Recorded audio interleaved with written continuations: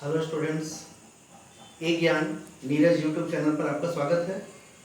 चलिए आज हम लोग बहुत ही रोचक इतिहास का तीसरा चैप्टर, क्लास 10 के इतिहास का तीसरा चैप्टर भूमंडलीकृत विश्व का वर्णना। ये भूमंडलीकृत यानी कि भूमंडलीकरण जिसको हम लोग कहते हैं वो क्या है।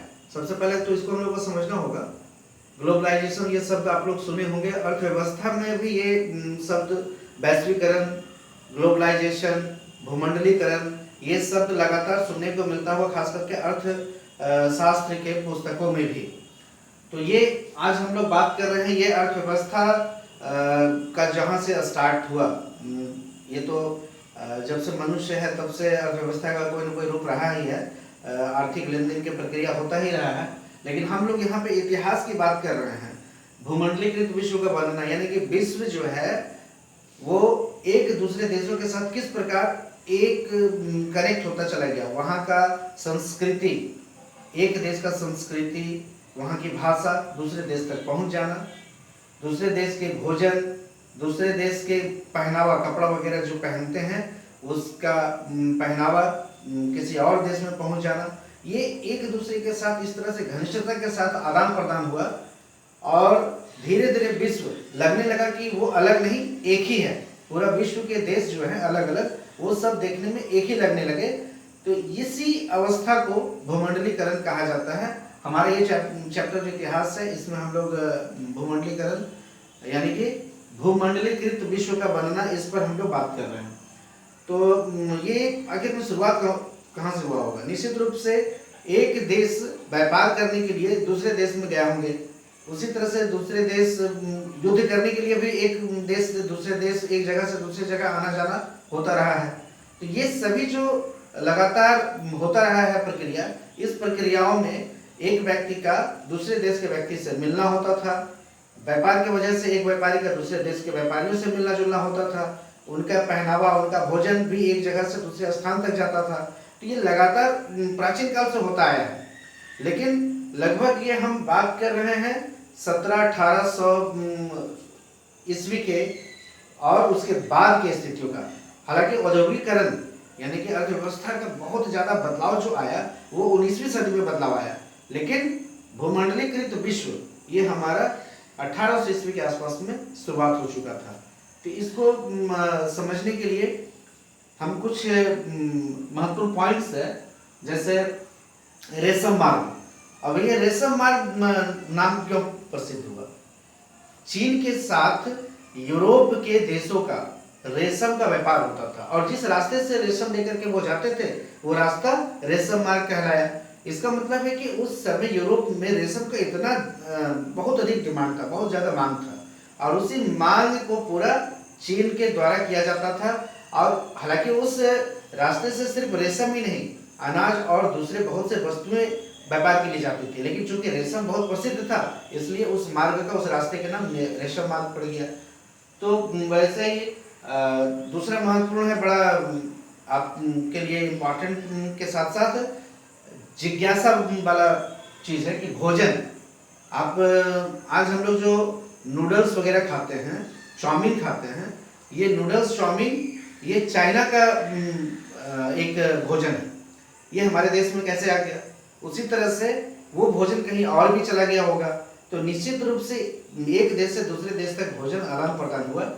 इसी समय एक बड़ा ही महत्वपूर्ण जो समझने योग्य बात है कि ये जो नूडल्स है उसी का एक तरीका, एक प्रकार जो यूरोप में चला गया जिसको स्पेगेटी कहा जाता है। तो ये स्पेगेटी जो भोजन का एक बड़ा अच्छा प्रकार था जो कि यूरोप में बाद में इटली का सिसिली नामक स्थान पर पास्ता वगैरह बहुत ही प्रसिद्ध हुआ और फिर वही पास्ता नए रूप में, नया स्वाद के साथ दुनिया में पहुंच गया। तो हम कह सकते हैं कि भोजन एक स्थान से दूसरे स्थान पर पहुंचा। अब आलू आज हमारा भोजन का बड़ा इंपॉर्टेंट, बहुत ही मतलब उसके बिना कोई सब्जी हम उनकी कल्पना नहीं कर सकते। लेकिन ये सब आलू जो था, उसी तरह से मक्का यानी कि मकई, सोयाबीन जिसका हम लोग सब्जी भी खाते हैं, सोयाबीन का तेल भी होता है, बहुत सी चीज उसका बनाया जाता है। उसी तरह से मिर्च, ये सभी चीज अमेरिका, खास करके दक्षिण अमेरिका, ब्राजील, पेरू, ये सब जो देश है दक्षिण अमेरिका के, उन देशों से, उन जगहों से ये सभी भोजन का सामान, भोज्य पदार्थ दूसरे देशों तक पहुंचा। तो निश्चित रूप से वो व्यापार के माध्यम से या विजय अभियान के माध्यम से, विजय मतलब एक देश का आक्रमण दूसरे देश में जब होता था तो वहां का भोजन दूसरे देशों तक जाता था और वहां के लोगों को भोजन पसंद आया तो फिर वो वहां का एक मुख्य आहार बन जाता था। आलू की एक और कहानी बड़ा रोचक है। ये आलू जब आयरलैंड पहुंचा तो आयरलैंड के किसान जो कि उस समय गरीब थे, बहुत अच्छा उनके पास स्कोप नहीं था और इस खेती का, कृषि का, लेकिन आलू वहां पहुंचने के बाद वहां के जो भी किसान थे आलू उपजाने लगे और उनकी स्थिति बहुत अच्छी हो गई। लेकिन आलू से चिप्स बनाना, ये सभी चीज वहां पे वो लोग करने लगे। बहुत अच्छा उनका आलू की वजह से बिजनेस बहुत बढ़िया हुआ, यानी कि कृषि का जो उपज आलू था वो आयरलैंड में इतना अच्छा हुआ कि वहां के सभी गरीब से गरीब किसान भी अच्छे पैसे वाले बन गए। लेकिन आलू पर निर्भरता ने उन्हें एक दुखद पहलू भी दिखाया कि दूसरा चीजों का व्यापार तो कर नहीं रहते, दूसरा चीजों का खेती कर नहीं रहते। नतीजा क्या हुआ कि आलू की जब बीमारी लगी, सैथिल रोग एक आलू का बीमारी होता है, वो बीमारी जब आलू में आ गया तो पूरे के पूरे आलू उनके देश से समाप्त हो गए, यानी कि आलू खराब हो गया। नतीजा वहां के व्यापारियों को बहुत नुकसान उठाना पड़ा और इसके वजह से बहुत से व्यापारी या बहुत से किसान जो वहां के गरीब जो लोग थे उन्हें भूखे मरने की नौबत आ गई। तो एक तरह से हम कह सकते हैं कि एक देश का जो भोज्य पदार्थ था दूसरे देश में जाकर के उसके अर्थव्यवस्था में परिवर्तन ला दिया। तो वो आलू वैसा ही है। वैसे ही हम बात करते हैं मकई, यानी कि कॉर्न। ये ब्रिटेन में, जब अमेरिका से ब्रिटेन में जाता था बिकने के लिए, तो ब्रिटेन में बहुत सस्ते दामों में बिकता था। नतीजा ब्रिटेन के जो व्यापारी थे उनके जो माल था, यानी कि इंग्लैंड का जो किसान था उनका माल महंगा बिकता था। अब अमेरिका से गया हुआ माल सस्ता होने के वजह से ब्रिटेन के व्यापारी जो थे, ब्रिटेन के जो किसान थे, उनको कम फायदा हो रहा था। तो वो दबाव बना करके एक नया कानून पास करवाया जिसका नाम है कॉर्न लॉ। कॉर्न लॉ, नतीजा क्या हुआ? कॉर्न लॉ लग जाने की वजह से अमेरिका का जो मकई था वो यहाँ ब्रिटेन में आना बंद हो गया या कम हो गया और इसके वजह से ब्रिटेन में, इसके कारण वहां के जो मकई जो बिक रहे थे वो महंगा बिकने लगा। बाद में फिर प्रेशर पड़ा और कॉर्न लॉ को हटा लिया गया और फिर से अमेरिका और दक्षिण अमेरिका, उत्तर अमेरिका से जो मकई आता था ब्रिटेन या यूरोपीय देशों में, वो फिर से आने लगे। तो ये किस प्रकार एक देश से दूसरे देश को प्रभावित कर रहा था, यानी कि वो अमेरिका कहाँ कितना दूर का देश है, वहां से आया हुआ एक भोज्य पदार्थ यूरोप के देशों को प्रभावित कर दिया। तो ये चीज उस समय 1800 ईस्वी के आसपास में, 1800 से लेकर 1900 ईस्वी के आसपास में ये परिवर्तन आ रहा था। तो विजय अभियान जो उस समय ये एक देश से दूसरे देश सैनिक जाते थे, तो अब एक बड़ा ही रोचक कहानी या फिर घटना हम कह सकते हैं। अब ब्रिटेन में चिकन पॉक्स, जिसको कि हम लोग बड़ी माता छोटी माता हम अपने देशों में कहते हैं, शरीर पे हो जाता है और अभी तो इसका टीका का खोज हो चुका है। यानी कि आज हम यदि किसी को ऐसा बीमारी हो भी जाए तो वो बहुत घबराने की बात नहीं है, लेकिन आज से 100-200 साल पहले लोग इस बीमारी की वजह से मर जाते थे। ये बीमारी यूरोप से अमेरिका के देशों में पहुंचा था। ये जो अमेरिका के देशों में, ये जो यूरोप के जो देश थे, यानी कि ब्रिटेन हो या स्पेन, ये सभी देश वहां पे विजय अभियान के लिए, यानी कि वहां पे कब्जा करने के लिए गए थे, लेकिन अपने साथ वो बीमारी ले गए। यूरोप के जो लोग थे उनको इस प्रकार के बीमारियों से लड़ने का क्षमता उनमें विकसित हो चुका था, लेकिन अमेरिकन को ये क्षमता नहीं था और नतीजा इस बीमारी की वजह से अमेरिकन, जो अमेरिका के रेड इंडियंस हो या फिर और जो वहाँ के निवासी थे, वो बीमार रहने लगे। बहुत लोग उसकी वजह से मर गए। नतीजा क्या हुआ कि यूरोपियन देश जो था, खास करके स्पेन हुआ, ब्रिटेन हुआ, ये सब देश अमेरिका पे बहुत आसानी से कब्जा जमाया। हालांकि उसको कब्जा न कह करके ये कह सकते हैं कि वहाँ के देशों के जो लोग थे वहाँ पे जाके बस गए, रहने लगे। तो इस प्रकार बीमारी भी एक प्रकार का वहाँ उनका हथियार का काम कर गया। आज हम लोग उसको जैविक हथियार कहते हैं, लेकिन उस समय ये इस प्रकार बीमारी वहाँ पे पहुँचा। तो ये क्या है, एक देश से दूसरे देशों तक बीमारी भी पहुँच गया था। व्यापार के माध्यम से तो पहले ही हम बता चुके हैं कि व्यापार करने के लिए जो एक देश से दूसरे देश जाते थे लोग, तो अपने साथ वहाँ की संस्कृति, वहाँ की भाषा, वहाँ का भोजन, पहनावा सब लेकर जाते थे। यानी कि एक देश से दूसरे देशों का आदान प्रदान होता था, बहुत प्रकार के वस्तु वहाँ पहुँच जाता था। एक बड़ा ही महत्वपूर्ण और भी है कि यूरोप के लोग आखिर अमेरिका के क्षेत्रों में, खास करके उत्तर अमेरिका और दक्षिण अमेरिका में जाकर के क्यों रहने लगे। तो उसके पीछे एक कारण ये भी था कि यूरोप में उस समय अर्थव्यवस्था में बहुत सा परिवर्तन आ रहा था। तो कुछ ऐसे भी लोग थे मजदूर वर्ग के या फिर जो गरीब किसान थे, उनको वहाँ पे रहना थोड़ा सा कठिन होने लगा। तो वो नया स्थान पे यानी कि अमेरिका जैसे स्थानों पे जाकर के रहने के लिए चले गए। साथ ही साथ यूरोप में जो प्रतियोगिता था, एक प्रकार से व्यापार को लेकर हो या विजय अभियान, एक देश से दूसरे देशों में जीतने वाली स्थिति, तो उससे भी बचने के लिए बहुत से लोग चले गए अमेरिका। तो इस प्रकार ये लोगों का माइग्रेशन भी हुआ, यानी कि एक देश से दूसरे देश में लोग जाकर के रहने लगे। ये स्थिति भी लगभग उस समय तक आया था। ये हम बात कर रहे हैं 1815 से लेकर 1914 के बीच का समय। विश्व अर्थव्यवस्था का उदय इसी समय से शुरुआत होता है। विश्व में व्यापार के कारण बहुत से परिवर्तन आया। अब खेती में नए नए तकनीक का प्रयोग होने लगा। पहले जो मकई, जो कि यूरोप में बहुत कम उत्पादन होता था, अमेरिका के उत्पादन की वजह से वो बहुत तेजी से व्यापार में परिवर्तन हुआ। हालांकि मुख्य रूप से व्यापार उस समय भी भोज्य पदार्थ और कपड़ों का व्यापार मुख्य रूप से ज्यादा होता था।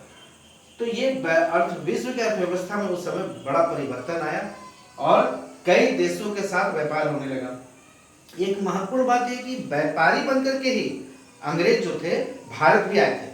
यानी कि अफ्रीका के महादेश के बहुत से देशों में, साथ ही साथ एशिया के महादेश के देशों में, अमेरिका के क्षेत्रों में व्यापारी बनकर ही यूरोप के ये जो जिसको हम लोग आज ब्रिटेन या इंग्लैंड कहते हैं, उसी तरह से स्पेन, नीदरलैंड, पुर्तगाल, जर्मनी, फ्रांस, ये सभी देश व्यापारी बनकर ही गए थे किसी न किसी देशों में, और वहाँ पे धीरे धीरे अपने आप को स्थापित करने लगे। यानी कि एक तरह से उस देश को अपना उपनिवेश बना लिया और अपना नियम, अपना कानून धीरे धीरे चलाने लगे।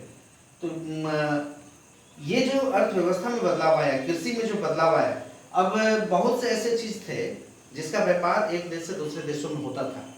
लेकिन जैसे मांस के व्यापार का उदाहरण ले लें कि अमेरिका से यूरोप में मांस आता था, लेकिन पहले के समय में मांस नहीं आता था।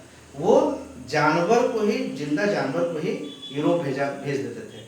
लेकिन जिंदा जानवर को यूरोप भेजने से प्रॉब्लम क्या होता था कि वो जगह ज़्यादा घेरता था, साथ ही साथ बीच में जानवरों के मरने की संभावना रहती थी, तो इससे व्यापारियों को नुकसान होता था।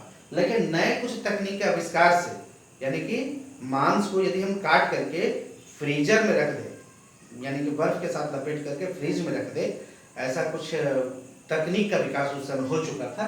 तो उस तरह के जहाज़ों में ऐसे मशीनों को लगाया गया जो ज़्यादा लंबे समय तक मांस को सुरक्षित रख सकता है। इस तकनीक की वजह से अब मांस जो है पैकिंग करके यूरोप भेजा जाने लगा। तो अब इससे व्यापार और ज़्यादा विकसित हुआ। जब यूरोप के देश व्यापार में बहुत विकसित हो गए, यानी कि अच्छी आमदनी होने लगी, तब ये विश्व का अर्थव्यवस्था, यानी कि यूरोप की जो अर्थव्यवस्था था, जो कि एक मजबूत स्थिति में आ चुका था, वो धीरे धीरे अफ्रीका और एशिया के देशों तरफ पहुंचे और वहां पे वो अपना उपनिवेश बनाया, व्यापार करने के लिए गए। बाद में फिर वो उन देशों पे कब्जा करके वहां पे अपना शासन भी चलाने लगे, जिसे हम लोग उपनिवेशवाद कहते हैं। तो ये स्थिति अफ्रीका का में बहुत से जो यूरोप के देश थे वो जाकर के वहाँ पे अपना ऐसा आपस में एक समझौता कर लिया कि लग रहा था जैसे कि वो अफ्रीका को प्लानिंग के साथ बांट करके आपस में बंटवारा कर लिए और उन देशों पर अपना कब्जा करके शासन करने लगे। तो धीरे धीरे ये हम जो बात करें भूमंडलीकृत विश्व का बनना, उसमें कहीं ना कहीं ये एक देश से दूसरे देशों का संपर्क, व्यापार और दूसरे सभी जितने भी अभी तक हम कारण बताए, ये कारण उपनिवेशवाद को बढ़ावा दिया, यानी कि उपनिवेशवाद, साम्राज्यवाद को विकसित करने में ये सब मदद किया। और इसका नतीजा था कि बहुत से ऐसे महत्वपूर्ण बीमारी भी साथ ही साथ पहुंचा, जैसे रिंडरपेस्ट, पशुओं में लगने वाला एक प्रकार का बीमारी था जिसको कि मवेशियों का प्लेग कहते हैं। ये 1880 में शुरुआत हुआ था अफ्रीका में और 1890-92 तक विश्व के दूसरे देशों तक भी पहुंचा। लेकिन इस वजह से लगभग 90% अफ्रीका का जो जानवर थे या तो वो मर गए या इससे की वजह से वहाँ के जो किसान थे, जो पशुओं पर निर्भर थे, उनकी स्थिति बहुत ही खराब हो गई। तो कुल मिलाकर के ये बीमारी कितना तेजी से एक देश से दूसरे देशों तक भी फैला, ये हम कुछ एग्जाम्पल है, कुछ उदाहरण है। वो उदाहरण है किस चीज का कि हम एक देश से दूसरे देशों में संपर्क तो बनाए, लेकिन साथ साथ अच्छाई के साथ साथ हम बुराई यानी कि बीमारियों को भी लेते चले गए। भोजन और सभी संस्कृति का आदान प्रदान तो हुआ, ये बहुत अच्छा बात है, लेकिन हम बीमारियों को भी साथ ही साथ लेकर के जाए। एक महत्वपूर्ण अनुबंधित श्रमिक, ये वैश्वीकरण में अनुबंधित श्रमिक बड़ा ही एक महत्वपूर्ण शब्द है, यानी कि रजिस्टर्ड लेबर, या फिर हम इसको ऐसे कहें भारत के दृष्टिकोण से, चूंकि हमारा भारत में जो मजदूरों को खास करके कैरिबियाई द्वीप में ले जाया जाता था, अमेरिका के पास का जो कैरिबियाई द्वीप है, जिसमें महत्वपूर्ण है त्रिनिदाद और टोबैगो, गुयाना, सूरीनाम, जमैका, ये कुछ जो द्वीप है समुद्र में स्थित देश, उन देशों में काम करने के लिए मजदूरों को ले जाया जाता था। और ये मजदूर जो भारत से लेकर के ले जाए गए थे, इनको गिरमिटिया कहा जाता था। तो अनुबंधित मजदूर ही भारत में उस समय गिरमिटिया मजदूर कहलाते थे। अब ये मजदूर जब यहाँ से गए तो देखिए संस्कृति का कैसे आदान प्रदान होता है, या फिर नया एक संस्कृति का जन्म कैसे होता है, वो यहाँ पे देखने को मिलता है कि त्रिनिदाद जो एक देश, वहाँ पे जो द्वीप है कैरिबियाई द्वीप, उसमें एक होसे नाम का एक त्योहार मनाया जाता था। ये होसे क्या है? हुसैन साहब के याद में मनाया जाने वाला मुहर्रम का को ही होसे वहाँ पे कहा जाता था। और ये वहाँ पे एक विकसित हुआ किस रूप में? एक बड़ा सा मेला के रूप में। तो ये होसे जो कि मनाया जाता था, वो त्रिनिदाद का कोई पर्व नहीं है। ये जो कि मजदूर लोग इधर से, जो मुस्लिम मजदूर लोग गए थे वहाँ पे जाकर के रहने लगे, तो वो जो मुहर्रम मनाते थे, मुहर्रम का वहाँ पे एक मेला के रूप में जो परिवर्तन हो गया, मेला का जैसा वो त्योहार मनाने का जो वहाँ का सिस्टम विकसित हुआ, उसी को होसे वहाँ पे कहा गया।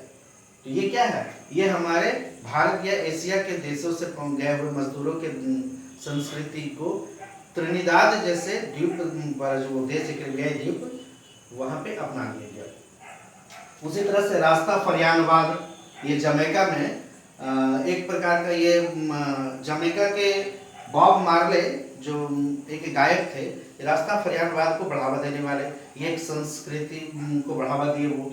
उसी तरह से चटनी म्यूजिक, ये भारत से गए हुए मजदूर लोग जो वहाँ पे थे, वो वहाँ पर इस तरह के म्यूजिक, खास करके त्रिनिदाद वाले जो क्षेत्र है। तो कहने का मतलब ये है कि जो भारत से जो लोग गए या एशिया के दूसरे देशों से जो लोग गए कैरिबियाई द्वीप में, वो यहाँ के संस्कृति को लेकर के गए वहाँ पे। लेकिन वहाँ पे जाने के बाद वो सिर्फ सेम टू सेम भारत के जैसा संस्कृति वहाँ पे नहीं अपनाया, वहाँ के गाने के सिस्टम को भी मिला दिया गया साथ में, और एक नया म्यूजिक बना जिसको चटनी म्यूजिक कहा गया।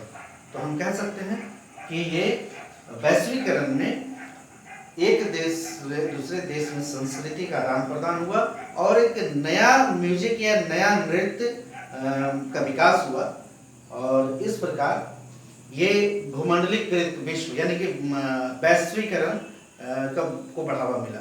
अभी हम इस चैप्टर में व्यापार और भी आगे के पॉइंट्स को भारत के संदर्भ में जो इसके बाद क्या स्थिति में क्या परिवर्तन आया, अर्थव्यवस्था में बदलाव आया, तो साथ ही साथ कुछ दुखद पहलू भी लाया। कुछ गरीब देश एशिया के या अफ्रीका के जो बहुत से ऐसे देश थे जिनको गुलाम बनना पड़ा, तो उसकी चैप्टर उसके बारे में हम लोग आगे चर्चा करेंगे नेक्स्ट वीडियो में। यानी कि ये वीडियो हमारा इस चैप्टर पर 2 वीडियो बनेगा, तो एक पहला वीडियो और दूसरा वीडियो में हम लोग चर्चा करेंगे। उसके बाद आगे के जो विश्व युद्ध हुआ या वैश्वीकरण की वजह से, औद्योगिकरण की वजह से जो विश्व में बदलाव आया और उस बदलाव के कारण क्या क्या परिवर्तन आया, आर्थिक मंदी आया, ये सभी चीज़ों पर भी हम लोग चर्चा करेंगे। और चूंकि ये चर्चा इसलिए भी महत्वपूर्ण हो जाता है कि एक देश में यदि मंदी आता है, महामंदी, तो दूसरे देशों में भी उसका क्या प्रभाव पड़ता था या पड़ता है, तो निश्चित रूप से पड़ता था। इसकी चर्चा हम लोग नेक्स्ट वीडियो में करेंगे। और वैश्वीकरण यानी कि भूमंडलीकरण इसी वजह से इसको कहा जाता है, क्योंकि एक देश के व्यापार से दूसरे देश प्रभावित यदि हो रहा है, यानी कि एक देश में यदि महंगाई बढ़े तो दूसरे देश में महंगाई बढ़ जाए, एक देश के संस्कृति वगैरह में परिवर्तन आया तो दूसरे देश में परिवर्तन आया, पहनावा में परिवर्तन। अब जैसे हम लोग भारत जैसे देश में जो पहनावा है वो धोती कुर्ता पैजामा कुर्ता ऐसा सब कुछ था, पुरुषों के लिए, महिलाओं के लिए साड़ी था। लेकिन आज हम लोग पैंट शर्ट कोट पैंट वगैरह पहन रहे हैं। ये कहाँ का है? यूरोप का है। महिलाएं आज जीन्स और टी शर्ट वगैरह पहन रही है, वो यहाँ का नहीं है, वो यूरोप का है। तो निश्चित रूप से ये परिवर्तन आया है वैश्वीकरण की वजह से। तो हम लोग नेक्स्ट वीडियो में इसी से संबंधित नेक्स्ट वीडियो में हम लोग आगे चर्चा करेंगे। आप सबका बहुत बहुत धन्यवाद। हमारे वीडियो को लाइक करें, सब्सक्राइब करें, कमेंट करें। धन्यवाद।